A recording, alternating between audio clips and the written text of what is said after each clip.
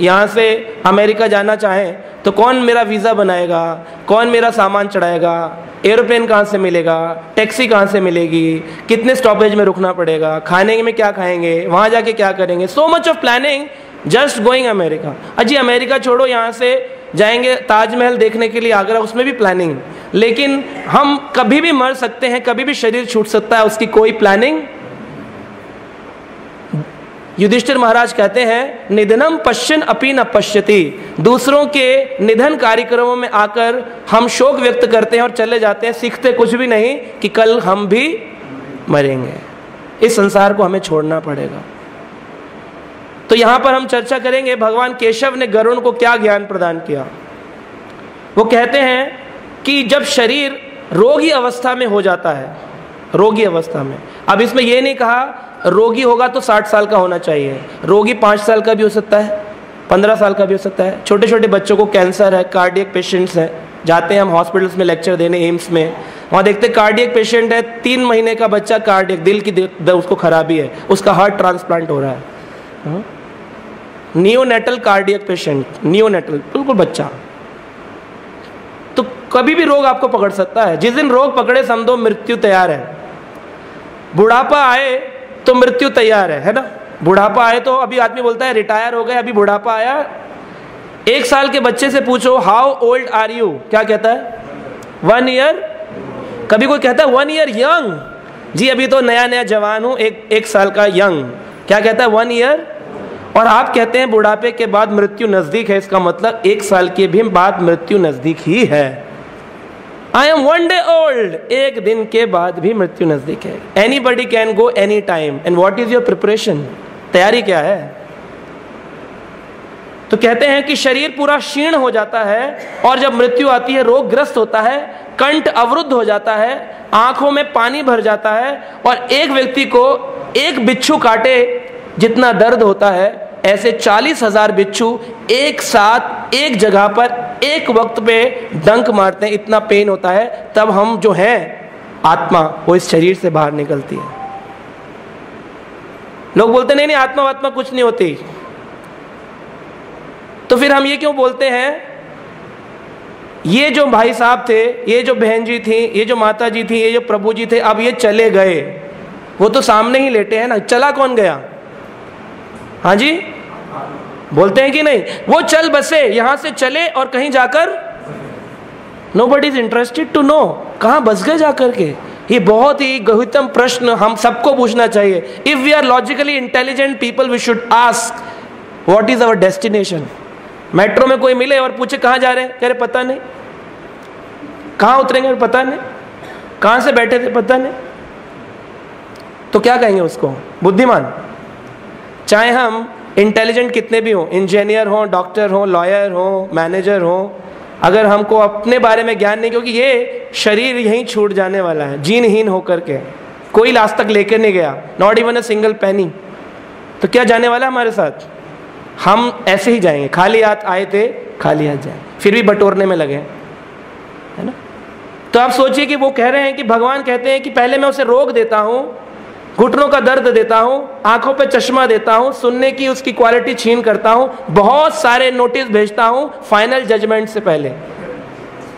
जैसे कोर्ट के नोटिस आते हैं कि नहीं आए तो फिर हम भेजेंगे, नहीं आए तो हम भेजेंगे, मेरी शरण में नहीं आए तो हम भेजेंगे, बहुत नोटिस आते हैं। बाल सफेद हो गए तो डाई कर दिया, आंखें खराब हो गई तो चश्मा लगा लिया, कान में सुनने की प्रॉब्लम तो हियरिंग एड डाल दिया, घुटने में प्रॉब्लम हुई तो नी हिंज लगा दिया। लेकिन ये तो सुपरफिशियल सॉल्यूशन है, बाहरी आवरण। सच्चाई में ये है कि नोटिस आ रहा है कि आप जा रहे हैं, तरफ जा रहे हैं, डेस्टिनेशन आने वाला है फाइनल। आर यू रेडी, क्या आप तैयार हैं। पूरी जीवन निकल जाता है व्यक्ति का सिर्फ इस संसार में इकट्ठा करने में, और कहते हैं कि जब फाइनल डेस्टिनेशन आता है तो 2 यमदूत आते हैं, और 2 यमदूत उस आत्मा को रिसीव करने के लिए, जैसे आप अगर नोटिस सुन के कोर्ट नहीं गए, अगर आप हमारा प्रवचन सुन के मंदिर नहीं आए, आप अपने रोगग्रस्त होकर के मंदिर नहीं गए, भगवान का नाम नहीं लिया, तो अंत काल में 2 लोग आते हैं, 2 इंस्पेक्टर भेजते हैं, 2 पुलिस वाले आएंगे घर पे नोटिस लेकर के, चलो तो उस आत्मा को शरीर से, हमको मतलब शरीर से निकालते हैं, शरीर यहीं छूट जाता है और हमको लेकर के चला जाता है। तो जब हमारा चलना प्रारंभ होता है तो कहते हैं हम निकलते कहाँ से हैं। जैसे कार में आप जा रहे हो तो कार के अंदर गेट होता है, कौन से गेट से उतरते हैं आप? कौन से गेट से उतरते हैं? कभी लेफ्ट साइड से, कभी राइट साइड से, कभी पीछे वाले से, कभी डिग्गी से निकलते। कई लोग डिग्गी से निकलते, वो बिल्कुल जिसे कहते हैं एकदम शैतान दिमाग व्यक्ति। ऐसे ही हमारे 7 गेट ऊपर है, 2 गेट नीचे हैं। कौन कौन से गेट हैं? 9 द्वारों का पिंजरा, रहता पंछी कौन? इसमें कौन पंछी रहता है? आत्मा। 9 द्वार हैं हमारे, 2 आंखें, 2 कान, 2 नथुने, 1 मुख और 2 जनेंद्रियां। यहां से निकलती आत्मा, या तो जब यहां से निकलती तो आंखें बाहर आ जाती। कहते पिताजी की आंखें बाहर आ गई थी, मतलब इस गेट से पिताजी गाड़ी को छोड़ के उतर गए। ये गाड़ी है ना, बॉडी, यंत्र आरूढ़ी माया, इस यंत्र पे आरूढ़ होकर आत्मा घूम रही है। ब्रह्म्या सर्वभूतानि, सारी जगत में घूम रही है इस यंत्र पे आरूढ़ होकर। यहां से निकलेगी, या तो किसी का नाक से मल बाहर आ जाता है, म्यूकस बाहर आता है मरते वक्त, और यहां से बाहर, तो ये मतलब नाक से आत्मा निकल गई। कान से मैल आ जाता है तो कान से, मुख से निकलती है, जीभ बाहर आ जाती है, ऐसे हो जाता है तो मुख से निकल गई। और किसी ने इतना भयभीत हो जाता है यम के दूत को देख करके, वो शरीर छोड़ने से पहले आ जाते हैं, 2 दिन पहले, कह रहे चलिए रेडी, ये नोटिस है आपका। तो देखकर इतना हैरान होता है, इतने ऊंचे ऊंचे, इतने खतरनाक व्यक्ति, लोगों को लगता है इम्पॉसिबल। इम्पॉसिबल ऐसा थोड़ी होता है, क्योंकि हम बहुत हॉलीवुड बॉलीवुड पिक्चर देखते हैं ना, इसलिए हमको अब भगवान पे, शास्त्रों पे भरोसा होना बंद हो गया है। पर गरुड़ पुराण स्वयं भगवान के अवतार वेद व्यास द्वारा रचित वर्णन करता है, यम के 2 दूत आते हैं और उसको रस्सी से खींचते हैं, चलिए आपकी यात्रा प्रारंभ। यात्रा भी कोई छोटी मोटी नहीं होती है, बहुत बड़ी यात्रा है। तो कई लोग पूछते हैं कितने दिन तक आत्मा उसी स्थान पर रहती है। तो मैंने विस्तृत जानकारी इसमें उपलब्ध करी आप लोगों को सुनाने के लिए। सभी लोग प्रश्न पूछते, कुछ लोग हमारे सेमिनार चल रहा है वहाँ से यहाँ आ गए, क्यों आए? बोले हम इसके बारे में जानना जाते हैं, मृत्यु पर्यंत के ज्ञान के बारे में हम अज्ञानी हैं। तो उसका वर्णन इसमें गरुड़ पुराण में है। तो हमारे शरीर में 3 प्रकार का शरीर रहता है। ऊपर हमारा 5 तत्वों का शरीर है, भूमि, गगन, वायु, अग्नि, नीर, 5 चीजों का बना स्थूल शरीर। इसके नीचे रहता है एक छोटा शरीर जिसको कहते हैं सूक्ष्म शरीर।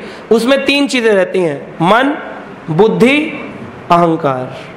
उसके अंदर एक और शरीर होता है जिसको कहते हैं सत, चित, आनंद, आत्मा।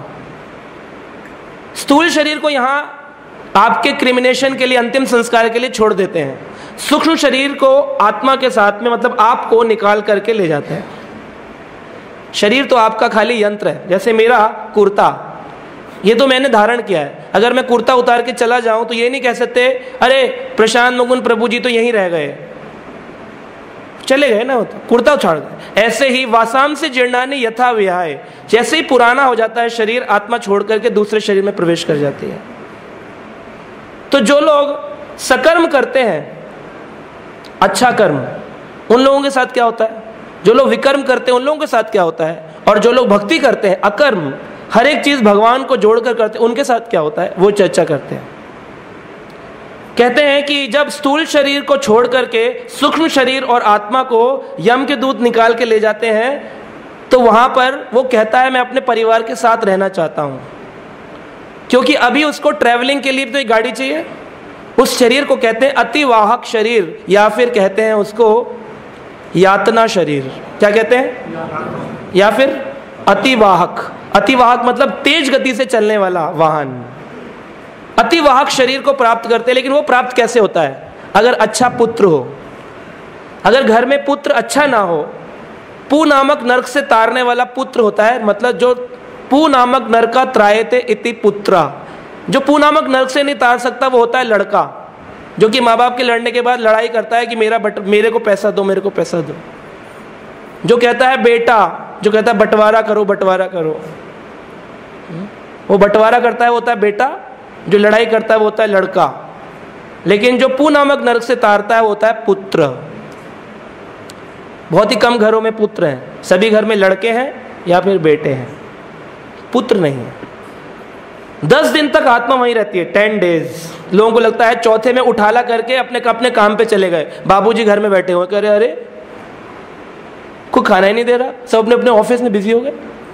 10 दिन तक आत्मा उसी स्थान पर रहती है कि मुझे भोजन दो।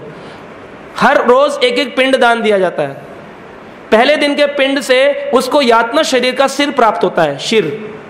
दूसरे दिन के पिंड से उसको गर्दन और कंधे प्राप्त होते हैं। तीसरे दिन के पिंड से उसको हृदय प्राप्त होता है। चौथे दिन के पिंड से पीठ प्राप्त होती है। 5वें दिन के पिंड दान से उसको धुनी प्राप्त होती है, नीचे का हिस्सा। और 6ठे दिन के पिंड से उसको जो है नीचे का कूला प्राप्त होता है, पेल्विक ग्रिडल। 7वें दिन से जांघ प्राप्त होती है, थाइज। 8वें दिन में घुटने, 9वें दिन में पूरा टांग। तो 9 दिन में जब पूरा शरीर बना तब 10वें दिन में यात्रा प्रारंभ होती है। लेकिन 10वें दिन वो जाती नहीं है, 10वें दिन होती है शुद्धि, इसलिए 10 दिन तक दिया जलता है और शुद्धि होती है। 10वें दिन के बाद 11वें दिन उनके घर में 11वां या फिर 13वां बनाया जाता है, जिस दिन प्रीति भोज होता है, सभी ब्राह्मण भोज होता है, ब्राह्मण को खिलाते हैं, लोगों को इन्फॉर्म करते हैं। उस दिन उसकी यात्रा प्रारंभ होती है 13वां दिन से, वरना 13 दिन तक आत्मा उसी स्थान पे, 13 डेज। जिसने चौथा किया उसके पिताजी घर में ही और वो अपने ऑफिस में। उसने लगा शरीर जला दिया, अपने शरीर तो जलाया ना, अंतिम संस्कार किया, परंतु पिताजी का क्या, जो एक शाश्वत आत्मा थे, तो आत्मा कभी नहीं मरती है। नैनम चंदंती शस्त्राणी नैनम दहति पावका न चैनम कलोदंती अपे नैनम शोषति मारुतः। न जला सकते हो, न काट सकते हो, न भिगो सकते हो, न सुखा सकते हो। वो शाश्वत आत्मा वहीं विराजमान है उसी घर में। अब उसकी यात्रा प्रारंभ हुई, क्योंकि घर में पुत्र नहीं था, तो बताते हैं इस पृथ्वी से यम लोक की दूरी है 86,000 योजन। कितनी? 86,000 योजन। एक योजन में 7.5 मील होते हैं और एक मील में 1.6 किलोमीटर। तो 86,000 योजन कितना हुआ? 10,32,000 किलोमीटर, मतलब 10.5 lakh kilometre approximately. 10.5 lakh kilometre चलना है, कैसे? पैदल। हर रोज आत्मा 247 योजन यात्रा अपनी पूर्ण करती है। 247 योजन मतलब 3,000 किलोमीटर। अभी बोले 2 किलोमीटर वॉक करो डॉक्टर, तो चलते नहीं। फिर ऐसी गति मिलती है सूक्ष्म शरीर की कि 3,000 किलोमीटर रोज ट्रेवल नहीं करेंगे तो यम लोक तक भी नहीं पहुंच पाएंगे। तो गरुड़ पुराण वर्णन कर रहा है, विस्तृत वर्णन, कि किस प्रकार से आत्मा चलती है। पूरा यहां से यमलोक तक जाने में 348 दिन लगते हैं, मतलब पूरा वर्ष। मतलब जैसे आज का दिन है, ये बहुत ही मुख्य है, क्योंकि अभी आखिरी स्टेशन प्राप्त हुआ और अब वो यमलोक को पहुंचेगी आत्मा। लेकिन ऐसा किसके साथ है? जो भगवान का भजन नहीं करता। जो भगवान का भजन करते हैं, हर चीज भगवान को अर्पित करते हैं, उन लोगों के साथ ऐसा नहीं होता। उनके साथ गरुड़ का विमान आता है, 2 विष्णु दूत आते हैं और कहते हैं चलिए विमान पे बैठिए। वो एकदम गो एयरवेज उसके साथ चला जाता है ना। एयरवेज में बैठ करके इंटरनेशनल एयरप्लेन जा रहा है सीधा, बिना किसी प्रॉब्लम के। लेकिन जिसका एरोप्लेन तभी आएगा जब उस एरोप्लेन का टिकट आपने खर्च किया होगा। और टिकट क्या है? भगवान का नाम जप, हरे कृष्णा कृष्णा कृष्णा हरे हरे, हरे राम राम राम हरे। भगवान के यमलोक को बोलते हैं संयमणि। क्या बोलते हैं? संयमणि। संयमणि लोक। संयमणि पृथ्वी से ऊपर का लोक है, जिसे भूवर लोक भी बोलते हैं। भूलोक, भूवर लोक। उसके ऊपर है स्वर्ग लोक, उसके ऊपर जनलोक, तपलोक, महालोक, सत्यलोक, ब्रह्मलोक आता है। सत्यलोक ब्रह्मलोक एक ही है। तो इस तरह से 7 लोक ऊपर है और 7 लोक नीचे। नीचे कौन से हैं? तल वितल, अतल वितल, सूतल, तलातल, महातल, पाताल, रसातल। फिर नीचे गर्भोदक सागर आता है। ये सारी कॉस्मिक क्रिएशन इसलिए नहीं मालूम आप लोगों को क्योंकि आप पढ़ते नहीं हैं। आप पढ़ेंगे तो सब मालूम होगा। मैथमेटिक्स नहीं पढ़ेंगे तो 2 + 2 4 मालूम ही नहीं पड़ेगा किसी, पढ़ेंगे तो मालूम पड़ेगा। तो जब ये आत्मा यमलोक पहुंचती है संयमणि, तो जो लोग पुण्य लोग हैं उनको जाने के लिए रोज रोज 3,000 किलोमीटर यात्रा चलती है। इसमें 16 स्टेशन आते हैं। यहाँ से जाएंगे बॉम्बे तो स्टेशन तो आएंगे, अमेरिका जाएंगे तो फ्लाइट बीच में कई जगह रुकेगी। आत्मा को 2 यमदूत जब ले जाते हैं तो 16 स्थानों पे वो आत्मा रुकती है, 16 जगह। सारे स्टेशन का नाम भी बताए गए हैं। पहला स्टेशन है यमपुर, यम्यपुर। वहाँ पर पुष्पभद्रा नाम की नदी बहती है और वहाँ पर एक वट वृक्ष है। अगर इस व्यक्ति ने कभी भगवान का नाम जप नहीं किया, इस व्यक्ति ने कभी जप किया लेकिन बहुत अपराध किया, वैष्णवों के साथ बहुत अपराध किया, और इसने अपना वैष्णविज्म खो दिया, भक्ति खो दी अपनी सारी, भगवान इसको भक्त नहीं मानते। भगवान कहते हैं जो भक्त का अनादर करता है वो मेरा भक्त नहीं है। तो जो भक्त नहीं है उसके साथ फिर यही होना है सेम। यम्यपुर में जाएगा, वहां पर 10 सूरज होते हैं, एक सूरज नहीं, हर सूरज का टेम्परेचर 50 डिग्री सेल्सियस, और इतनी गर्मी होती है, ऐसी गर्मी में गर्म बालू पे चलना पड़ता है, मतलब रेत भी गर्म होती है। और अगर स्पीड स्लो किया तो पीछे वाले लोग हंटर मारते, दोनों कहते तेज चलो, तुम्हारे पास तो एक ही सफर है, हमें रोज रोज करना होता है, हमें टाइम पूरा करना है ना। और फिर वहां पर पेड़ की छाया उसको मिलती है जिसने पुण्य किए हो, जिसने पाप किए हो उसको पेड़ भी नहीं मिलते। जिसके पुत्र हो वो दान में चप्पल आदि दान करते हैं तो उनको वहां चप्पलें मिलती हैं, जो कपड़े आदि दान करते हैं उनको कपड़े मिलते हैं। जो लोग कुछ भी दान नहीं करते, न भगवान के लिए, भगवान के मंदिर के लिए कुछ भी दान नहीं करते, उनके पूर्वज पित्र पैदल पैदल रेत में चलते हैं और उनको बहुत पिटाई होती है वहां पे। वो देखते हैं पुण्य कर्म वाला तो छाव छाव में जा रहा है और मेरी गाड़ी एकदम ऐसे जा रही है, लोकल ट्रेन, 100 लोग बैठे हुए साथ में और बोल रहे थोड़ा जगह दो ना। और वो जो जा रहा है पुण्य वाला, जिसने दान बहुत दिया, दानी व्यक्ति था, वो जा रहा है पूरा अच्छे से एक्सप्रेस ट्रेन में, सेकंड एसी के डिपार्टमेंट में, एसी ठंडक में जा रहा है एकदम। उसे चप्पल की आवश्यकता नहीं है, उसने बहुत दान दे दिया ना, इसलिए चप्पल दो ना दो कोई फर्क नहीं पड़ता। लेकिन जिसने दान भी नहीं दिया, बड़ा कंजूस था, मैं दान नहीं दूंगा, मंदिर को कुछ नहीं करूंगा, ये करूंगा वो करूंगा, किसी के साथ अच्छा नहीं करूंगा, गाय को खाना नहीं दूंगा, बस मेरा मेरा मेरा मेरा, वो व्यक्ति ऐसे जा रहा है पैदल पैदल। ऊपर से संस्कार भी नहीं दिए, मॉरल वैल्यूज अपने बच्चों को पीछे, कि बेटा जब मैं चला जाऊं तो क्या करना चाहिए, ये ज्ञान सुनते नहीं है लोग। बहुत ही जरूरी है, जितना इंजीनियरिंग जरूरी है, जितना एस्ट्रोलॉजी जरूरी है, जितना एस्ट्रोनॉमी जरूरी है, the same importance is life after death, मरने के बाद क्या। और फिर जो लोग श्राद्ध नहीं करते उनको खाना भी नहीं मिलता, पितरों को भूखे जाना पड़ता। तो जब पितृ के लिए भोजन बनाते हैं घर में और बोलते हैं आज श्राद्ध है, श्राद्ध देंगे श्रद्धा पूर्वक, फेथफुली, तो वो खाना देने पर, वो प्रसाद देने पर क्या होता है, उसका 2 भाग उनको मिलता है, जो अतिवाहक शरीर है, शरीर की पुष्टि के लिए, उसका 1/4 भाग आत्मा को मिलता है और 1/4 भाग यमदूतों को मिलता है। लेकिन अगर किसी बच्चे ने भोग ही नहीं लगाया, प्रसाद ही नहीं निकाला श्राद्ध के दिन, तो क्या होगा, शरीर क्षीण हो जाएगा, जो मिला है अतिवाहक, आत्मा भी भूखी, और यमदूत भूखे होते हैं तो वो और मारते, कहते तेरे कारण हम भी भूखे हैं। तू तो खाया नहीं, साथ में तूने संस्कार नहीं दिए अपने बच्चों को, कभी मंदिर नहीं लेके गया, पिटाई ले, है ना। 348 दिन तक ये पिटाई जारी रहेगी। और 16 स्टेशन है, यम्यपुर, उसके बाद आता है समयपुर, फिर आता है शौरीपुर, फिर आता है गंधर्वपुर, फिर आता है शालिग्रामपुर। शालिग्राम जो है पुल, वहां पर पत्थरों की वर्षा होती है। ये अलग अलग बड़े भयानक है, जितना जितना आगे स्टेशन बढ़ेगा भयानक स्टेशन है। हाँ, शैलपुर में बहुत ही ज्यादा वर्षा होगी पत्थरों की, शैलग्रामपुर।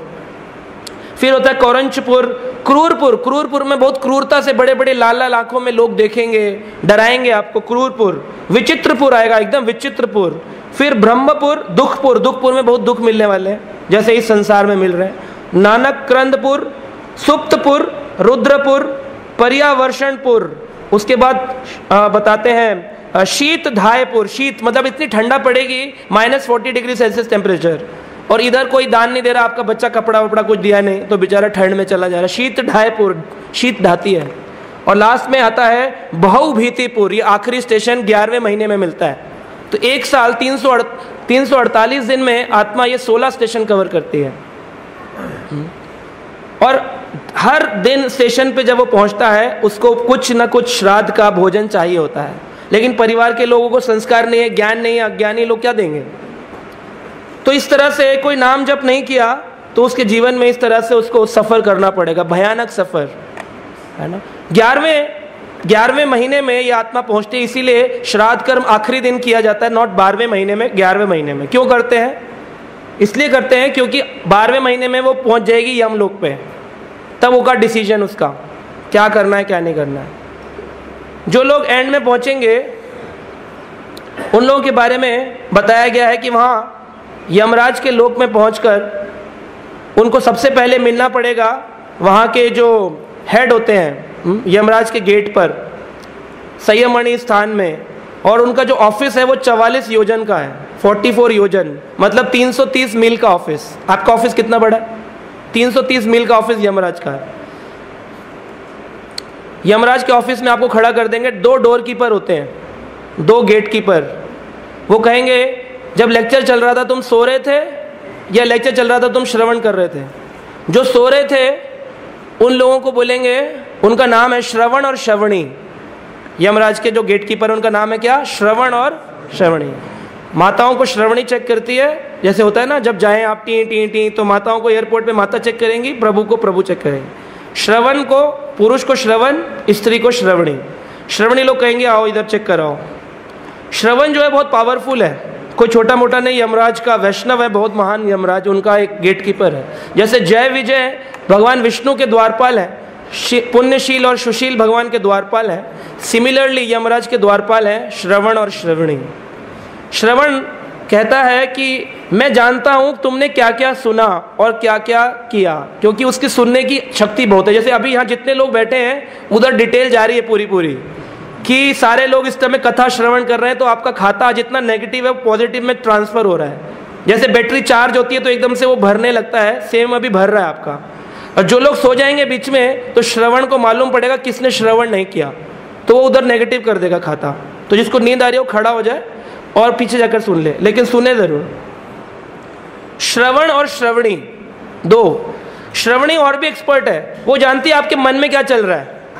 कोई सोच रहा होगा क्या फालतू बोल रहे, इतना बोल रहे हैं, हमें बुला लिया, हम तो प्रसाद के लिए आए थे, शोक व्यक्त करने आए थे। इसका किसी के मन में ऐसा चलेगा तो क्या होगा? क्या होगा? श्रवणी को मालूम पड़ जाता है सारा कुछ। श्रवणी जानती है इनके मन में क्या है, और फिर उसका नेगेटिव बैलेंस चालू हो जाता है। तो श्रवण और श्रवणी ये दोनों जाकर के 330 मील के जो बड़ा ऑफिस है उसमें बहुत सारी हार्ड डिस्क है, आपके जीवन पर्यंत पिछली बार आत्मा ने क्या क्या किया और आगे क्या क्या मिलने वाला है वो सारा बही खाता बहुत सारी हार्ड डिस्क में या सॉफ्टवेयर्स में रखा हुआ है। वो सीधा जाकर चिप लगाते हैं। कौन से chip? Bio chip. Garuda Purana में अभी एक लेटेस्ट गरुड़ पुराण आया है, उसमें लिखा है बायो चिप। लेकिन बायो चिप बोला तो बायोलॉजिकल चिप, मतलब हमारे आत्मा में ये परमात्मा साथ में है। सीसीटीवी कहते ऊपर वाला सब देख रहा है। सीसीटीवी ने अभी ऐड उठाया है, ऊपर वाला सब देख रहा है। एक्चुअली वो इधर बैठ के देख रहा है, अंदर बैठ के। आपके मन में क्या चल रहा है वो भी सारा श्रवणी को मालूम है, और आप क्या सोच रहे हैं, क्या कर रहे हैं, क्या सुन रहे हैं, वो श्रवण को मालूम है। दोनों ले जाते हैं, लेकिन अभी वो यमराज के पास डायरेक्ट नहीं ले जाएंगे। यमराज तक जाने के लिए बीच में एक पर्सनल असिस्टेंट है यमराज का, उसका नाम क्या है? हाँ? चित्रगुप्त। चंद्रगुप्त नहीं, चंद्रगुप्त तो मौर्य थे, चित्रगुप्त। तो चित्रगुप्त ने भी अपना एक सेक्रेटरी रखा हुआ है, क्योंकि इतना काम है ना। लोग बोलते हैं प्रशांत मुकुंद प्रभु आप तो इतनी सेवा ले रहे हो, आप एक सेक्रेटरी रख लो, ऐसे बोलते हैं लोग, है ना। उस सेवा सेक्रेटरी कौन रखता है? जिसका बहुत सेवा हो, बहुत सारा काम। यमराज के पास बहुत काम है, उन्होंने बहुत सारे रखे हैं, चित्रगुप्त कई सारे, लेकिन चित्रगुप्त के पास भी बहुत काम, तो उसने एक सेक्रेटरी रखा है, उसका नाम जो है बताया कस्त्या। हाँ, वो उनका नाम है। और वो क्या करते हैं, वो सारा डिटेल बताते हैं कि चलो चलो इनका बायो चिप लैपटॉप में लगाओ, डेटा खोलो, MIS रिपोर्ट चेक करो, कितना पुण्य किया, कितना पाप किया। एक्सप्रेस ट्रेन से आया है, मालगाड़ी से आया है, पैदल चल के आया है, पिटता हुआ आया है, लाल लाल मुंह है, कैसा हालत है इसकी।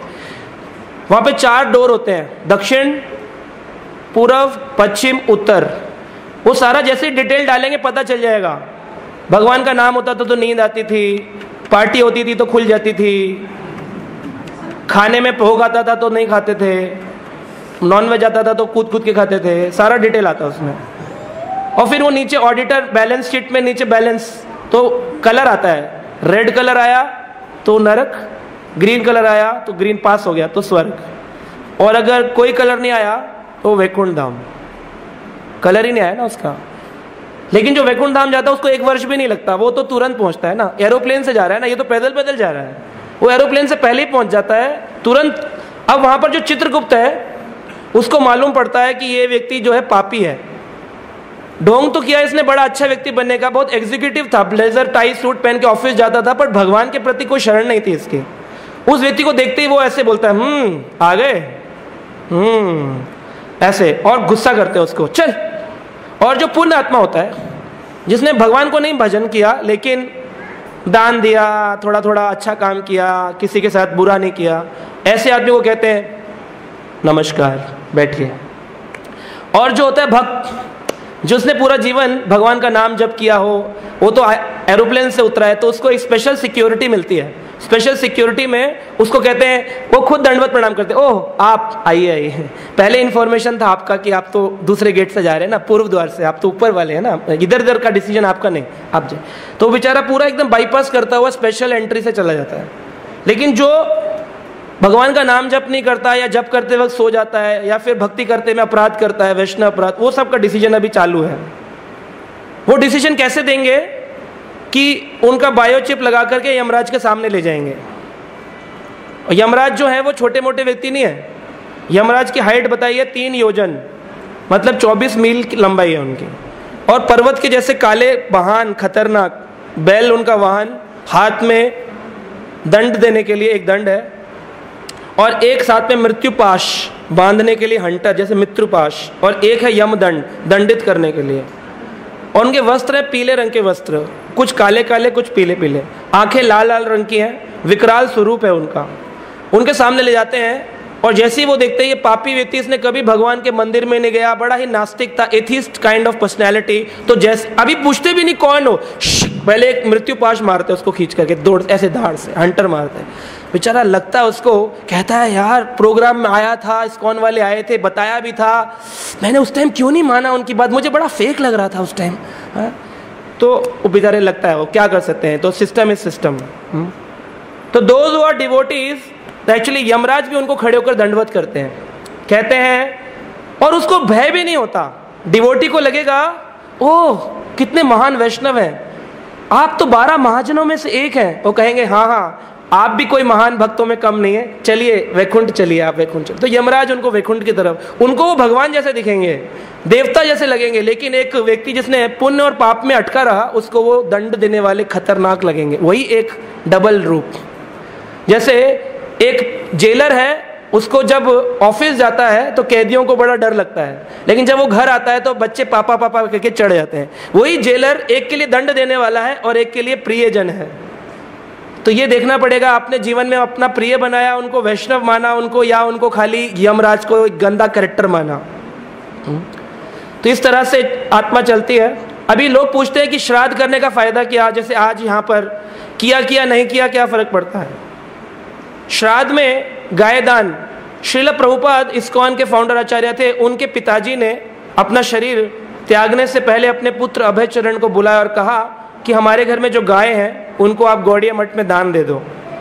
तो इसका मतलब प्रभुपाद लीलामृत में भी बताते हैं कि दान देना, गाय दान देना, ये एक नैतिक कर्म है, हर एक व्यक्ति को करना चाहिए, मंदिर कार्यों में दान देना।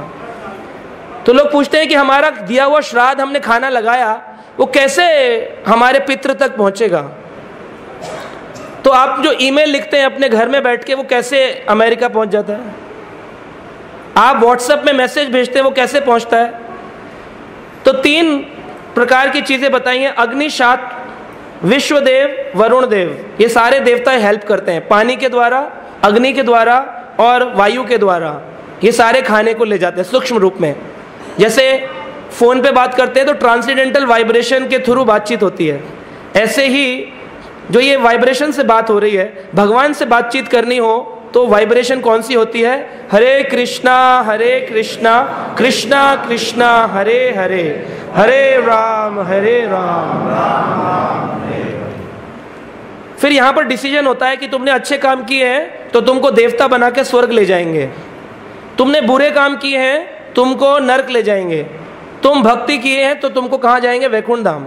लेकिन जो व्यक्ति का डिसीजन पेंडिंग चला जाता है, बैलेंस शीट जो है बैलेंस में आ जाती है, इधर भी नहीं इधर भी नहीं उधर भी नहीं, किधर, तो कहते हैं तुम पितृलोक में वेट करो। तो एक लोक है उसका नाम है पितृलोक, और पितृलोक में कई कई जन्मों तक पितृ वेट करते हैं, क्योंकि पुत्र जो है वो भक्त नहीं है। प्रहलाद महाराज का जब जन्म हुआ, जिनका फोटोग्राफ यहाँ है, नरसिंह भगवान उनके लिए प्रकट हुए। तो उन्होंने जब भगवान की प्रार्थना करी, श्रीमद् भागवत के 7वें स्कंद में वर्णन है, उन्होंने पूछा मेरे पिता तो राक्षस थे, उनका उद्धार कैसे होगा भगवान। तो भगवान ने कहा त्रिसप्तभी 3 into 7 into 3 21। जिस व्यक्ति की 21 पीढ़ियां तर जाती हैं, त्रिसप्तभी पिता पूता, पिता की भी और पुत्र की भी, आने वाली और पीछे वाली। और पीछे वाली मतलब पिछले जन्म में आप जिस शरीर में थे उसके भी साथ। तो कई कई पीढ़ियां तर जाती हैं अगर एक व्यक्ति भगवान का नाम जप करता है। तो क्यों डरते हो प्रहलाद? तुम्हारे पिता हिरण्यकश्यपु तो तुमसे पहले धाम प्राप्त कर चुके हैं। त्रिसप्तभी पिता पूता, भागवत में भगवान ने स्वयं भगवान नरसिंह देव वर्णन कर रहे हैं। तो जो व्यक्ति देवता बनता है उनको जब श्राद्ध देते हैं, अभी वो पितृलोक में तो नहीं है, उनको कैसे मिलेगा? देवताओं को अमृत के रूप में अपने पुत्र परिजन के द्वारा श्राद्ध प्राप्त होता है।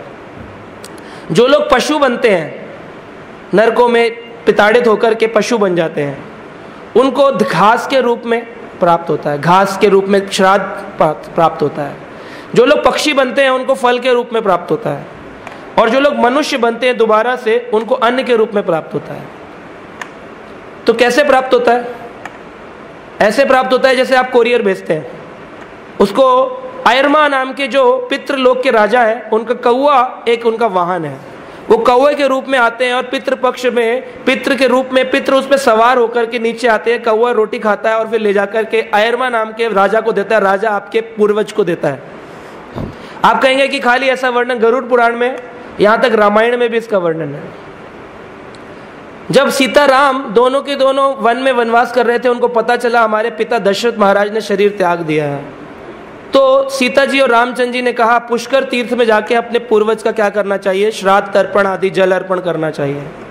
वो वहां पहुंचे तो ऋषि मुनियों को उन्होंने स्वागत किया और कहा आप हमारे घर भोजन पे आइएगा, हम श्राद्ध करना चाहते हैं। तो भक्त के रूप में, ब्राह्मण के रूप में, वैष्णव के रूप में जो इनवाइट किए जाते हैं, उनके शरीर पर आरूढ़ होकर पूर्वज आते हैं। तो सीता जी और रामचंद्र जी वनवास में वनवासी वेश में थे और तभी वहां पर 7 मुनि आए और 7 मुनि को भोजन देते वक्त क्या किया गया? फल, कंद, मूल, ये चीजें चढ़ाई गई। वो खा रहे थे, सीता जी एकदम से डर के पीछे भाग गई। रामचंद्र जी ने भोजन किया, भोजन करवाया, श्राद्ध में हाथ धुलवाए और फिर दूध पिलाया। और फिर जब वापस आ रहे थे तो आते वक्त उन्होंने पूछा सीता मैया से, अरे आप क्यों भाग आई? भारे आपको रहना चाहिए था साथ में। सीता जी बोली, देखिए मैं इसलिए चली आई क्योंकि आपने ध्यान से शायद देखा नहीं, वो जो ऋषि बैठे थे ना, उनके शरीर में मुझे दशरथ जी के दर्शन हुए। मतलब हमारे पूर्वज उनके शरीर पर आरूढ़ होकर आए। और जब दशरथ जी को मैंने देखा तो मैं घबरा गई। मैंने सोचा वो क्या सोचेंगे, मेरी पुत्र वधू कैसी है? एक वनवासी तपस्विनी वेश में है। मैंने तो उसका विवाह किया था, 16 अलंकारों से पूर्ण उसको रानी बना के घर लाया था, लेकिन आज किस स्थिति में है? तो ये सोचकर उनको दुख होगा। इस दुख से उनको निवारण करने के लिए मैंने क्या किया? मैं डर के पीछे आ गई। अच्छा नहीं लगता ना? तो उन्होंने कहा कि ठीक है, मैं समझ गया, भगवान राम ने। तो ऐसा पुष्टि राम, लक्ष्मण, सीता के समय में भी है और हमें भी ये समझना चाहिए। लोग कहते हैं कि किस प्रकार के दान करना चाहिए। भगवत गीता के 18वें अध्याय में, पूर्ण अध्याय में भगवान कहते हैं, यज्ञ दान तपः कर्मा ना त्याज्यम कार्यम ततः यज्ञ दानम तपश्च एवा पावनानीनाम मनीषणाम। यज्ञ दान तपश्च एवा पावनानी मनीषणाम। मनीषणाम मतलब बड़े बड़े ऋषि मुनियों को भी दान, यज्ञ और तपस्या पवित्र कर देती है। इसलिए चाहे सन्यासी हो, ब्रह्मचारी हो, वानप्रस्थी हो, गृहस्थी हो, हर एक व्यक्ति को दान आदि कर्म तपस्या करनी चाहिए। पर कैसी, किसको करे? ऑर्फनेज में जाके दे दें दान, ओल्ड एज होम में दे दें। भगवान कहते हैं गीता के 9वें अध्याय में, यद करोषि यद अश्नासी यज्जहोसि ददासि यद तपस्वेसि कौंतुवे तत्कुरुषो मद अर्पणम। हे कुंती पुत्र, यद करोषि, जो कुछ भी करते हो, यद अश्नासी, जो कुछ भी खाते हो, यद जहोसी, जो कुछ भी अर्पण करते हो, ददासी यद, ऐसा करो। यद तपस्वी कौनते हो, अगर कोई तपस्या भी करते हो, क्या करो तुम? तद करोषि मद अर्पणम, वो मेरी अर्पण करो, भगवान कृष्ण के चरणों में अर्पण करो। वो सही मायने में पवित्र दान है। आजकल लोग दान कैसा देते हैं? तमोगुणी दान। दान के साथ बहुत आसक्ति रहती है। पॉलिटिकल लीडर अपने वोट के लिए शराब पिलाते हैं, ये भी दान है। गरीबों की मदद कर रहा हूं मैं, उनको शराब दे रहा हूं, जो उनकी इच्छा है पूर्ति कर रहा हूं, पर ये तमोगुणी दान है। रजोगुणी दान कैसा होता है? दान दिया लेकिन नाम की अभिलाषा है। पंखे पे नाम लिखो, सीढ़ी पे नाम लिखो, जमीन पे नाम लिखो, मंदिर में हर जगह नाम ही नाम लिखो। बोले भगवान का नाम, बोले भगवान की क्या जरूरत है, हम तो दान दिए, हम मंदिर बनवा रहे। तो एक बार एक व्यक्ति मंदिर बनवाए ऐसा, पंखे पे अपनी दादी और माँ का नाम लिखवाए, पंखा दान दे दिए मंदिर में। तो प्रवचन दे रहे थे जैसे ये, और ऐसे हॉल में बैठे थे हम, और वहाँ पर तुरंत ही पिता पुत्र बच्ची सभी आ गए, और आकर के गर्मी के समय जून में लेक्चर चल रहा था, पंखा बंद कर दिए। एसी तो था नहीं, पंखा था वो भी बंद कर। और मैंने कहा अरे सब भक्त परेशान हो रहे, इतनी गर्मी है। कहा माफ करिएगा प्रभु जी, ऊपर दादी का नाम बच्चे बोल रहे थे, कहाँ लिखा है कहाँ लिखा है, वो दिखाना था। तो ये ऐसा दान रजोगुणी दान। जो दान भगवान की प्रसन्नता के लिए किया जाए, भगवान के प्रचार आदि कार्य के लिए किया जाए, उसे कहते हैं सतोगुणी दान।